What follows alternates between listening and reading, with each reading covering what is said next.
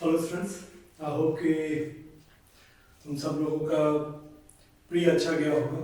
ठीक है, और अब तुम लोग मेंस की तैयारी के लिए आ गए हो। तो पता है कि मेंस एक अलग बॉल गेम है। ठीक है, तो मेंस में क्या करना है ये मैंने एक वीडियो डाला हुआ है कि तुम्हें मेंस के लिए कैसे करना है। ठीक है, आज हम लोग एक फिजिक्स क्वांट्स का एक सेट देखते हैं मॉक का। ठीक है, ये बेसिकली तुम्हारा स्मार्ट पीरियड का है। ठीक है, और मैंने आईबीपीएस का पीओ का मीन्स लिया है। पर्पस मेरा ये है कि ठीक है, क्रिटिकल से एक लेवल ऊपर का करके देखते हैं, तुम्हें कॉन्फिडेंस आएगा। ठीक है, मैं इसके बाद फिर तुम्हारा एसबीआई जे का पूरा करवाऊंगा। ठीक है, फिर बाद में ही हम लोग कुछ और करेंगे। ठीक है, तो मैं तुम्हें काफी सारे सेट्स करवा दूंगा, इतना सेट्स करवा दूंगा कि तुम लोगों को जो एक क्वालिफाइंग मार्क्स चाहिए वो तुम्हें इजीली आ जाएगा। ये 2023 का 3 नंबर डिफिकल्ट सेट था, मैंने जानबूझ के लिया है। देखते हैं हम लोग कि एक्चुअल में कितना डिफिकल्ट है। चलो आप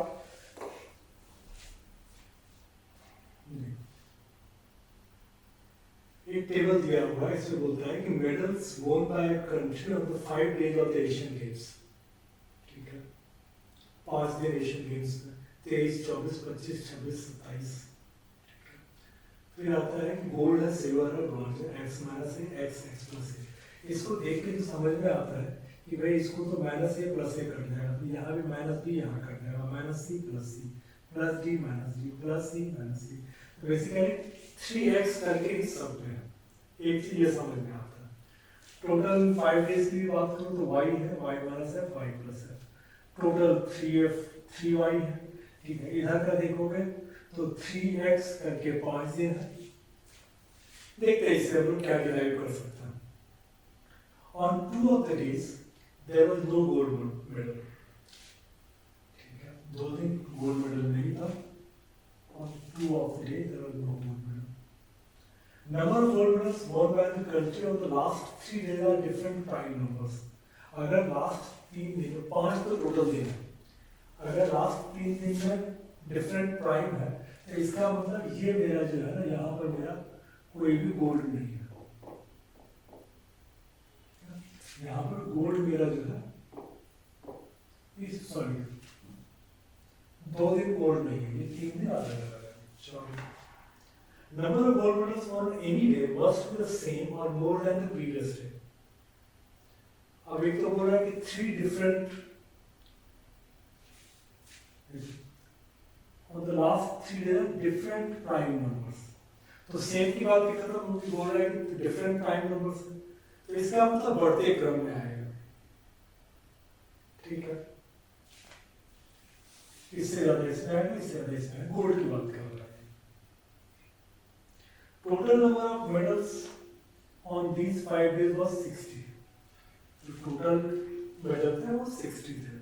तो हम लोग इसमें निकाल के देख सकते हैं कि इसमें क्या मेरा 60 देगा।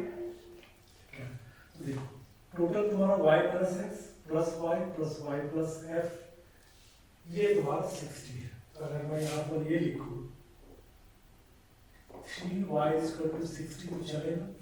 क्यों मैंने ऐसा बोला? क्योंकि ये minus F plus F cancel हो गया, तो 3y इक्वल टू 60। ठीक है, तो y इक्वल टू 20।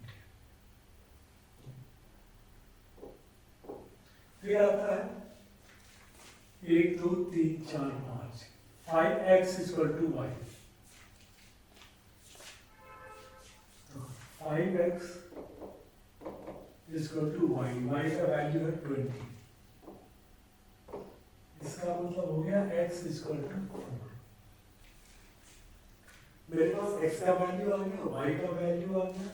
ठीक है, x का मैं लिख लेता हूँ 4, y का मैं लिख लेता हूँ 20। अब आता है A B C D E. X minus A, हमने बोला कि यहाँ पर गोल्ड नहीं है, तो ए इक्वल टू 4 ही होगा, क्योंकि तो एक्स का वैल्यू तुम्हारा 4 आ गया है। 4 माइनस 4 बोलोगे तो ही 0 है। बी का वैल्यू भी तुम्हारा वही है।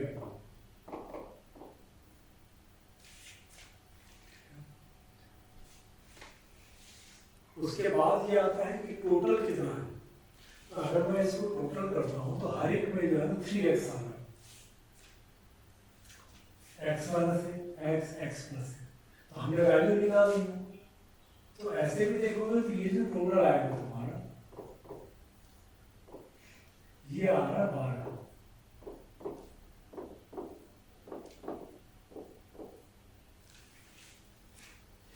क्यों? क्योंकि हर एक में 3x आ रहा है, x का वैल्यू 4 है।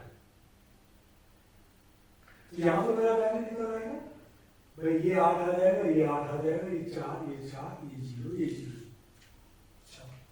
x minus C X plus D X plus C. अब ये बोल रहे हैं कि डिफरेंट प्राइम नंबर्स हैं। x माइनस प्राइम नंबर्स क्या हो सकता है? 2। ये देखो 4 4 है तुम्हारे पास, तो basically x minus 6 X plus C equal to 8 आएगा तुम्हारा। अगर मैं यहाँ पर देखूँ तो x माइनस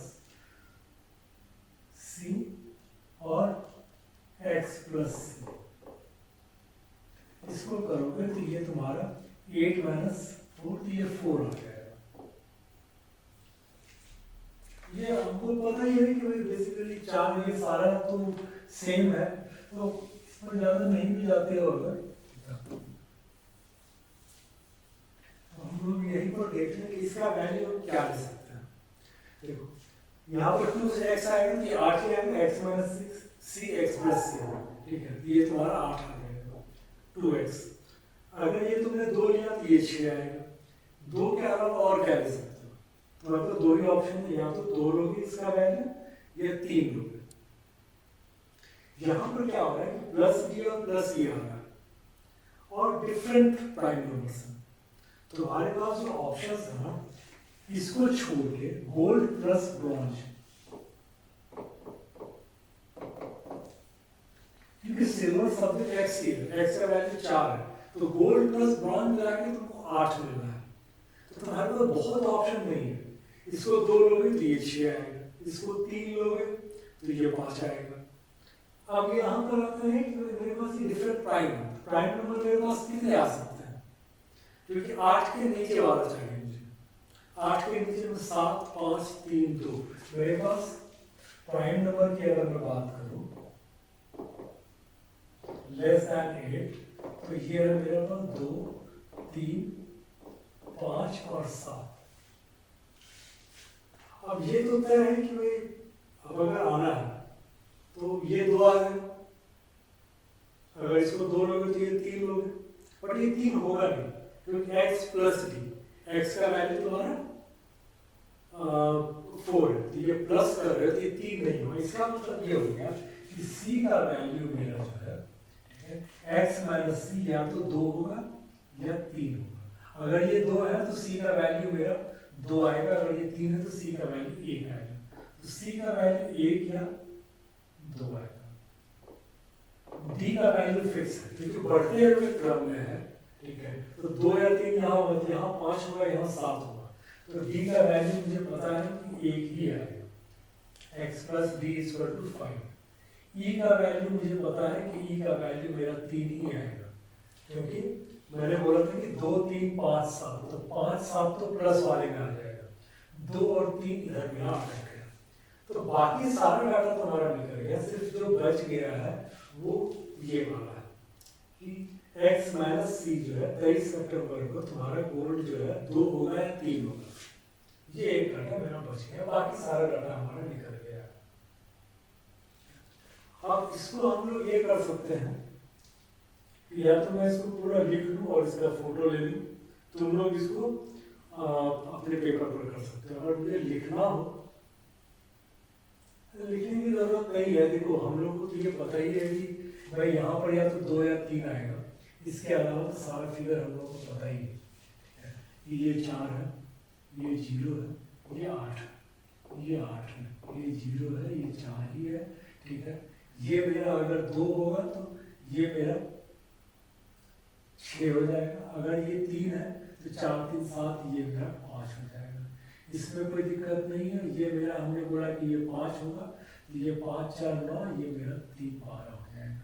ये हम लोगों ने बोला 7 होगा, ठीक है, तो 4 7 11, तो ये मेरा 1 हो जाए।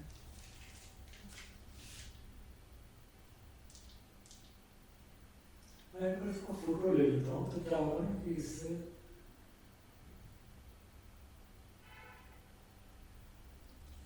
मुझे आगे के लिए इजी रहेगा।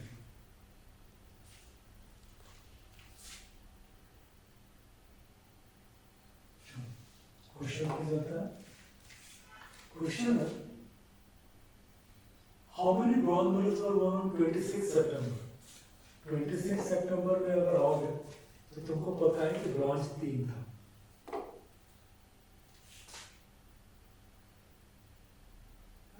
ये हम लोग 3 इजी के मार के चले जाए। अगले प्रश्न जाओगे, how many gold were won on all days? इसमें देखो क्या है कि इसमें मेरे पास जो गोल्ड का था ना, गोल्ड में हम लोग एक जगह फंस गए थे यहाँ पर। ये तो पता है कि 7 5 12, यहाँ 2 होगा तो 14 होगा, ये 3 होगा तो 15 होगा, तो 14 या 15। मेरे पास ये दोनों दिया हुआ है, आइदर का ऑप्शन नहीं है, तो कांट डिटरमिन मेरा आंसर हो जाएगा। What is the difference between the values of E and B? E का हम लोगों ने पता है कि 3 लिया था और बी का वैल्यू 4 लिया था। क्यों? क्योंकि बी में गोल्ड मतलब वो जो है तुम्हारा उस दिन गोल्ड 0 था। देखो, ई का वैल्यू 3 लिया हुआ, बी का वैल्यू 4 लिया हुआ। ये पता है कि ये 0 है तो x minus B equal to 0 था, तो ये 4 था। और लास्ट वाले दिन उन्होंने बोला था 7 गोल्ड लिया हुआ है इसको। 4 और 3 करोगे तो ये तुम्हारा एक आंसर आ जाएगा। If the average number of bronze medals won from 23rd September to 29th September is 7, देखो ब्रॉन्ज जो हम लोगों को मिला हुआ है, पहले 2 दिन में था 8, फिर मेरे पास आया था 6 या 5, फिर मेरे पास था 3 और 1। तो मेरा जो फिगर आ रहा है, average number bond from 23rd to 29th, हमारा था 23 24 25 26 27, 28 और 29 का हमको नहीं पता है। ये बोल रहा है कि 7 है, तो 7 दिन में, ठीक है, 7 दिन में अगर 7 का एवरेज है तो टोटल कितना हो जाएगा? 49। फिर बोल रहे हैं कि which of the following can be, ये एक इज नहीं है, which of the following can be. तो ये जो मेरा इंडिसिसिवनेस था यहाँ पर, उसमें से जो आंसर मेरा आ जाएगा वो मेरा आंसर हो जाएगा। Can be the average number of bronze medal won 28th and 29th, इसका मुझे एवरेज बताना। ठीक है, टोटल मेरा 49, इसको टोटल कर 8 8 16 6 22 3 25 1 26, और इसमें एक कम हो जाएगा तो 25। तो अब क्या होगा कि 49 माइनस 26 करोगे, क्या तो एक वैल्यू जो आएगा वो आएगा तुम्हारा 49 माइनस 26 इक्वल टू 23। अब इसका 2 करोगे तो ये 11.5, ये मेरे पास आंसर नहीं है। दूसरा करोगे 49 माइनस 25, ये आ जाएगा तुम्हारा 24 बाय 2 करोगे तो 12 आ जाएगा। 12 तुम्हारे पास आंसर दिया हुआ है। चूंकि कैन बी है तो हम लोग इसको ले सकते हैं। ठीक है, तो मैंने डिफरेंस निकालना पड़ेगा। डिफरेंस निकालना पड़ेगा 7 4 11, ठीक है, 7 4 11, ठीक है, 5 144, एक स्क्वायर नंबर है 12 का, 7 6 13, 7 3 10 36। मतलब ये हो गया कि ये 6 का स्क्वायर है मेरा, ठीक है, ये 12 का स्क्वायर है। तो ये तो फिर क्या हो गया कि यहाँ पर 8 का स्क्वायर और यहाँ पर 10 का स्क्वायर है। 467 माइनस 10 का स्क्वायर, तो कितना आ जाएगा तुम्हारे लिए? 367।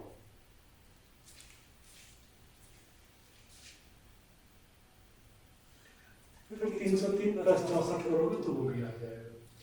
अब ये आते हैं कि a माइनस वन, ये आ गया 366। 366 is what percent of b? अब मुझे b निकालना पड़ेगा। एक बार अगर ऑप्शंस पर नजर मारो तो ये देखो कि 366, 244 लग रहा है कि ये इसका इंटू 15 है। नहीं, अगर इसका ड्यूरा करोगे 1.5 तो 1 2 2 ऐड करोगे तो क्या आ जाएगा 366। बाकी कोई भी नहीं मिल रहा है, तो इसका मतलब ये तय है कि यही मेरा आंसर होगा। मुझे बी निकालने की जरूरत नहीं है। इंटू 15 है, इसका मतलब मुझे पता है कि बी का वैल्यू 1500 है, क्योंकि 1500 का ही 24.40% मेरा 366 है। अब 1500 है वो कैसे निकलेगा वो हम लोग निकाल सकते हैं।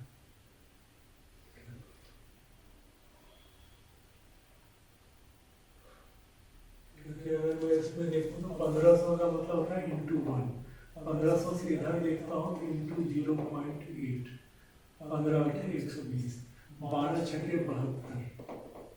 तो अगर ये इस तरह से हो रहा है 186, आगे में फिर 4 हो जाएगा, हाँ 2 चौके 8, तो इसका मतलब यहाँ पर इंटू 1.2 हो जाएगा। 1250 इंटू 1.2 करोगे तो 1500 आ जाएगा। चूंकि मेरा आंसर तैयार था तो फिर हम लोगों को ढूंढना ही चाहिए। एक अगर मिल गया तो पहले उसी से ट्राई करो कर लो। चलो एक और डीआई आ गया। ये एक ब्यूटी एंड वाला मीन्स डीआई भरा हुआ रहेगा। Rahul Bilal Mohan have different amounts in the denomination of 20, 100, 500. Rahul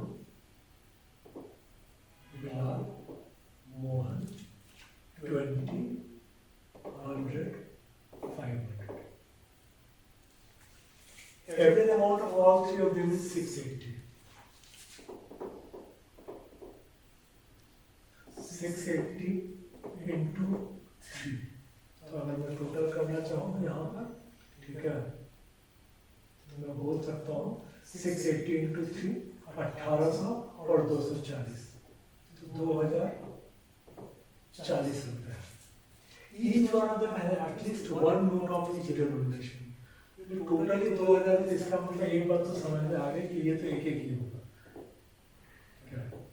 क्योंकि ये अगर एक के पास भी गलती से 2000 तो नहीं चला गया, 100 का नोट एक भी नहीं बचेगा।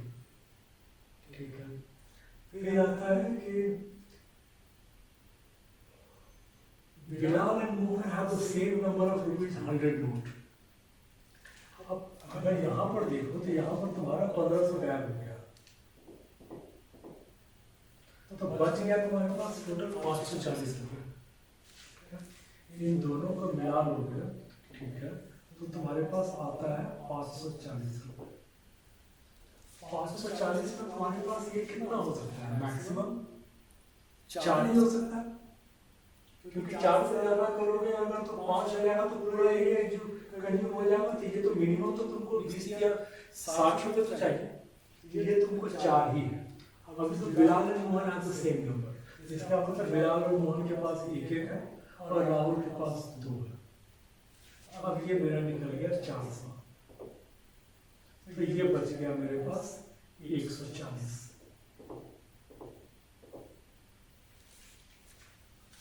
फिर बोल रहा है कि number of 20 notes Bilal, Rahul and Mohan are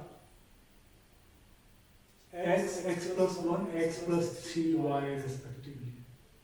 अब 140 जो है वो मेरा ऐसे है x plus y plus x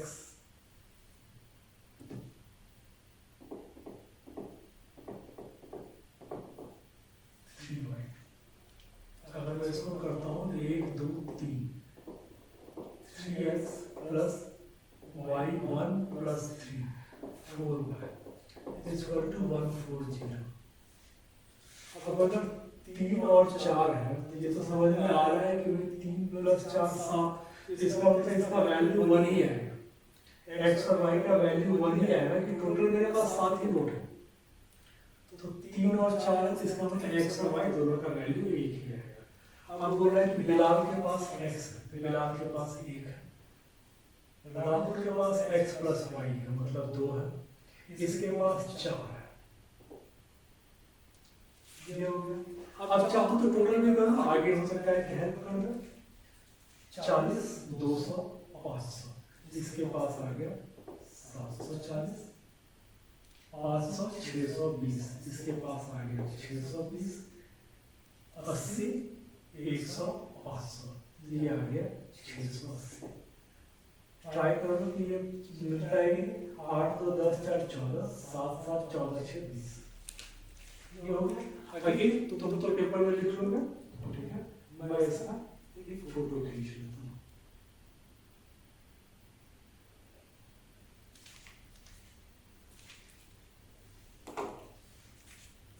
how much amount does Rahul have? Rahul का हम लोगों ने किया हुआ है 740। फिर आता है how many note does Mohan have? Mohan के पास जो नोट थे 4 प्लस 5 प्लस 1 6। नहीं देखो, एक बार डाटा बन गया तो उसके बाद हमको आंसर निकालने में बिल्कुल टाइम नहीं लगता।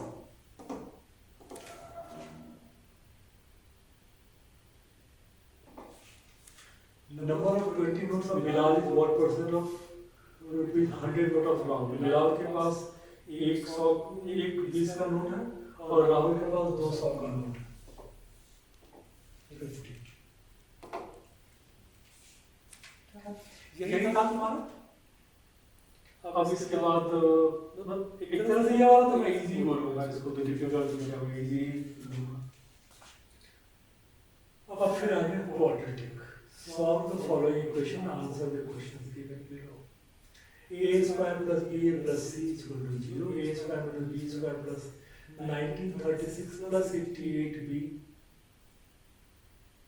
इसको तो सॉल्व भी करना पड़ेगा। a b and c are integers, positive negative की बात नहीं कर रहा है। if c is equal to 80, what is the smallest possible value of b? अब देखो हम लोगों ने ये पढ़ा हुआ है कि अगर ये प्लस और प्लस है, ठीक है, इसका मतलब बोथ रूट्स मेरा नेगेटिव आएगा, ठीक है, स्मॉलेस्ट पॉसिबल वैल्यू। अब इसमें अगर मैं देखूं तो सबसे छोटा 48 है, फिर 42, इस तरह से। तो हम लोग देखें कि क्या हमारा हो सकता है अगर सी का वैल्यू तुम 80 लेते हो, तो इसमें क्या होगा कि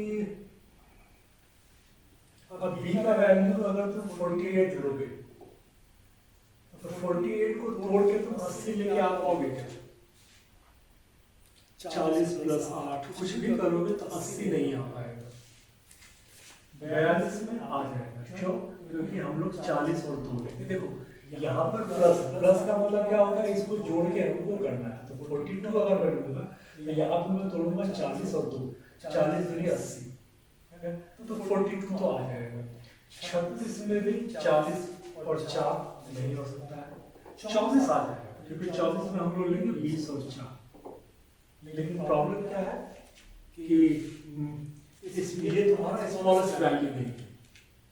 20 में अगेन 20 भी शायद नहीं आ पाएगा, 20 से 80 नहीं लेके आ पाओगे। तो तुम्हारे पास दो ऑप्शन थे, 24 और 42। 24 तुम्हारा स्मॉलेस्ट नहीं होगा, इसलिए 42 मेरा आंसर है। इसमें तो ज्यादा कुछ नहीं था, इनफैक्ट हम लोगों ने सेकंड वाले का कुछ यूज ही नहीं किया। आगे देखते हैं। If c is equal to b minus a minus 2, what is the highest possible value of a? यहाँ फंस गए हम लोग। अब हमें इसकी जरूरत पड़ेगी। चलो इसको हम लोग ऐसा कर सकते हैं कि देखो b है, हम लोग b को इधर लेके चलेंगे, तो a square is equal to b square plus 88b plus 1936। अगर ये इसको ठीक से देखो तो ये क्या है मेरा B square plus 2 into 44 into B plus 44 का स्क्वायर, ये 44 का स्क्वायर है, 36, 25 माइनस 6 19। तो इसका मतलब क्या हो गया कि ये मेरा हो गया बी प्लस 44 का square, A square equal to, तो इसका मतलब हो गया कि A minus B equal to 44। A square में स्क्वायर स्क्वायर कट गया, A equal to B plus 44, A minus B equal to 44। अब यहाँ से फिर हम लोग लेते हैं क्योंकि यहाँ हमको चाहिए होगा A minus B equal to 44। अब आता है कि C equal to B minus A minus 2। तो मैं ऐसा करूँ कि इसको पलट लूँ, इसको इधर लेके आ दूँ, ए माइनस ए यहाँ आएगा तो प्लस आ जाएगा, प्लस बी इधर आएगा तो माइनस बी इक्वल टू सी अगर आएगा तो इधर आके माइनस हो जाएगा, तो माइनस 2 माइनस सी। अब ए माइनस बी जो है मेरा वैल्यू आ रहा है 44, ठीक है। तो इसका मतलब हो गया कि इसको अगर मैं इधर लेके आ जाता हूँ तो प्लस में आ जाएगा, minus C equal to 44 plus 2 equal to 46, या फिर सी इक्वल टू माइनस 46। अब अगर इक्वेशन देखो था A square plus B A plus सी,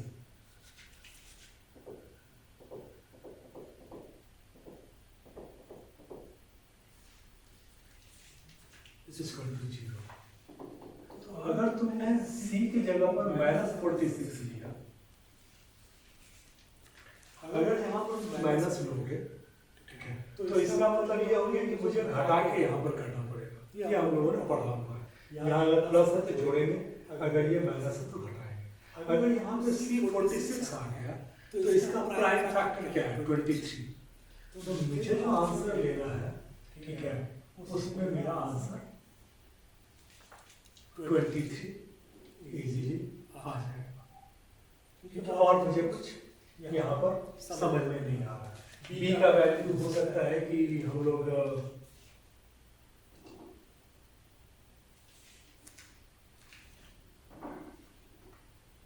हाँ 21 ले लोगे तो भी हो जाएगा, या फिर करोगे फैक्टर। मुझे अगर 46 लेना है तो मेरे पास और कोई ऑप्शन नहीं है, प्राइम में एक ही है। अगर नहीं समझ में आया तो फिर हम लोग इसको यहीं पर जॉब करके आगे बढ़ जाएंगे, ठीक है। अदरवाइज यहाँ पर यही समझ में आता है कि अगर हमको करना है 46 आ रहा है, प्राइम फैक्टर 23 लेके आगे बढ़ जाए।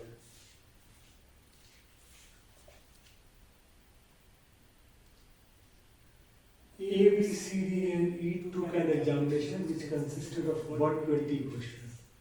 There are 4 marks for each correct answer. तो तुम्हें फिर इसमें वही करना पड़ेगा कि लिखना पड़ेगा, ठीक है, करेक्ट इनकरेक्ट एंड इस पर आना पड़ेगा।